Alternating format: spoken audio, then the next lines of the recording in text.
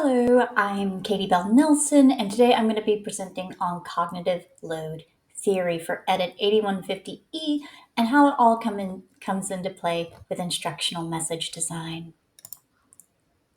So first up, we're going to do a quick overview of what cognitive load theory is, as well as memory. We're going to talk about the key researchers and studies, followed by instructional design guidelines, and included in that are some practical examples for application as well. So first up, I wanted to do a quick memory overview, and this diagram is from the Education Hub, who talked a lot about cognitive load theory and how it comes into play in K through 12 education. So essentially, you have working memory, which is fed from attention, and the more folks are getting used to a certain concept and they start playing with it and using it and rehearsing it, it becomes encoded into long-term memory. Any unrehearsed information or any information that isn't really gone over is lost over time, and any information that is rehearsed and gone over gets converted into that long-term memory. And some information may be lost over time as well. Just a quick intro into what we're talking about when we're talking about that working term and long-term memory.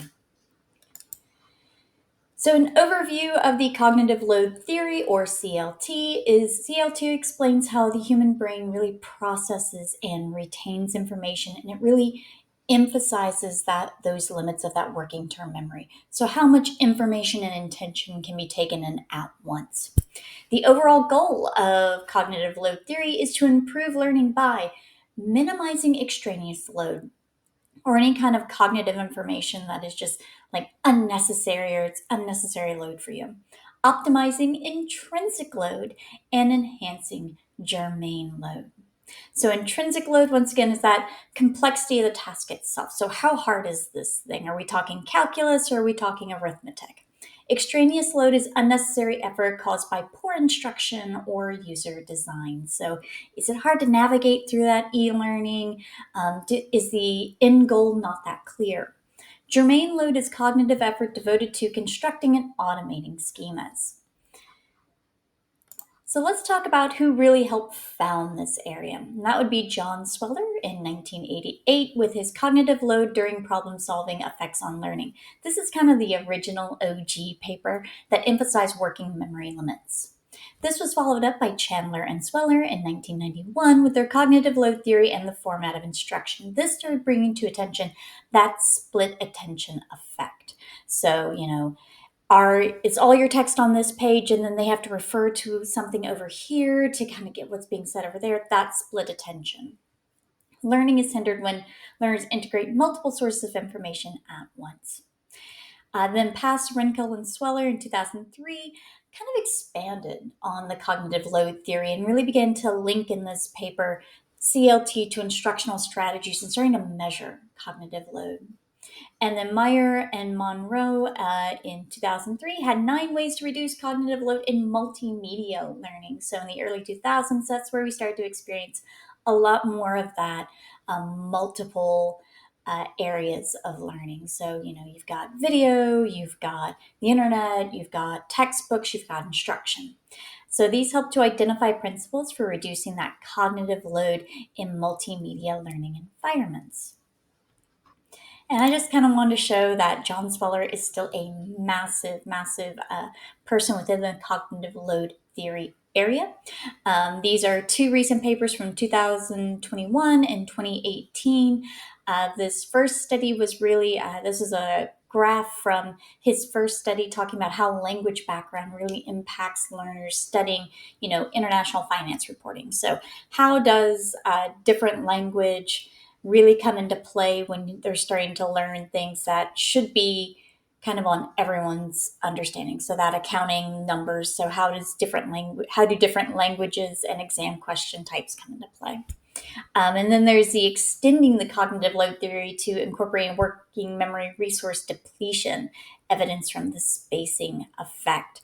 So how different things were spaced. This chart really does go over how they had 2 different algebra areas and how they were spacing the learning a little bit differently. And further down, it talks about how that spacing affected that working term and long-term memory.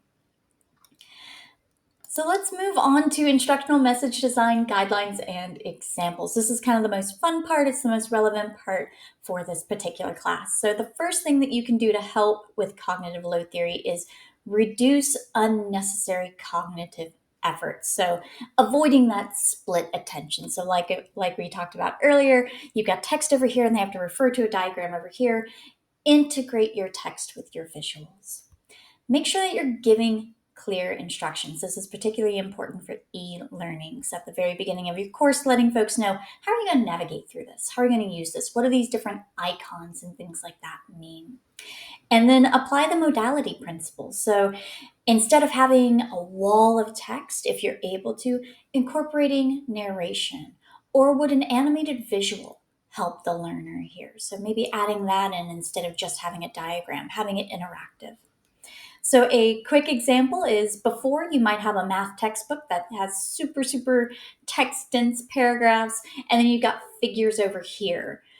Instead, having a math textbook where you've got maybe some text and you have the figure integrated within the text to help reinforce that learning and build and scaffold. So that's example one. Example two is optimizing your intrinsic load. So what exactly does that mean? That means breaking down complex information into more manageable steps. Something in the L&D community, we call this is chunking. So, you're taking this big complex topic of, calculus, and you're breaking it down to, well, we're going to learn about limits and derivatives and then integrals. And then you take everything within that and you break it down into further and further steps. Use worked examples. So let them see, okay, here's the problem and here's how you would approach it and work it out. Adapt the learning based on a student's prior knowledge. So this is a big topic right now in L&D as well, with adaptive learning of maybe they can test out of those first few intro phases and find out where their weaknesses are. So you can really start developing a learning from that point. That way you're not kind of boring your learner by having them go over more and more information that they already know about. Then they're going to get frustrated and they're going to start checking out mentally. So it's optimizing that intrinsic load and keeping their attention and keeping their interest. So an example of this would be, staying on the math concept, a handout describing a math theory and then application questions for the students. So once again, you've got that page, it's got all the theory, and then it's directly into, all right, now you're on your own, you solve the problems. Instead of doing that, do a handout that reviews a math theory and then breaks down that theory using worked examples before giving the student problems of their own. So something that you could do here, once again, is you talk about the theory up at the top, and then you start doing worked examples on the board, or you start doing worked examples within that e-learning. You start walking them through things, and then maybe you give them a sample problem and let them start working through it and building from there. So that is the second guideline that you can use. And the third one is enhance germane load. So what does that mean? It means to encourage active learning and reflection. So reflection can be particularly important if it's been a rather dense topic, or it's more of a soft skill, or they're trying to think about how they're going to apply it in their everyday world.